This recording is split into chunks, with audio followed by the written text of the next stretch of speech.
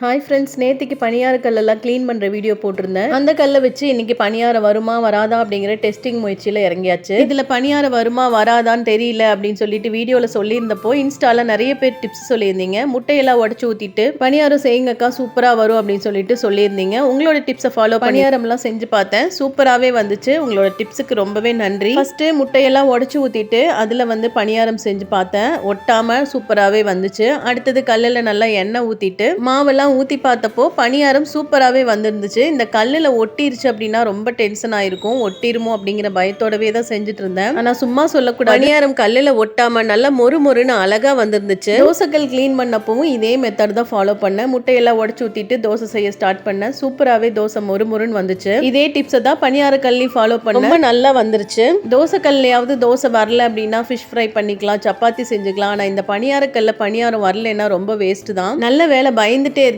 சூப்பராகவே பணியாரம் வந்துருச்சு. நீங்களுமே பணியாரம் தோசை எல்லாம் வரல அப்படின்னா இந்த முட்டையெல்லாம் உடச்சு ஊற்றிட்டு செஞ்சு பாருங்கவே வரும். அப்புறம் ஒரு சில பேர் புது பணியாரக்கல்ல பழக்கிறது எப்படி அப்படின்னு கேட்டிருந்தீங்க. அதுக்குமே இதே டிப்ஸை ஃபாலோ பண்ணி பாருங்க. நல்லா கழுகி சுத்தம் பண்ணிட்டு வெங்காயத்தை எல்லாம் கொஞ்சம் எண்ணெய் ஊற்றி நல்லா ஃப்ரை பண்ணி எடுத்துட்டு அதுக்கப்புறம் இந்த மாதிரி முட்டையெல்லாம் உடச்சு ஊற்றி பணியாரம் நல்லா கல்லில் ஒட்டாம வரும். புது பணியாரக்கல் பழக்கிறதுக்கு இந்த டிப்ஸை ஃபாலோ பண்ணுங்க. நான் சொன்ன இந்த டிப்ஸ் எல்லாம் உங்களுக்கு பிடிச்சிருந்துச்சு அப்படின்னா நீங்களும் ஃபாலோ பண்ணிக்கோங்க. தேங்க்யூ.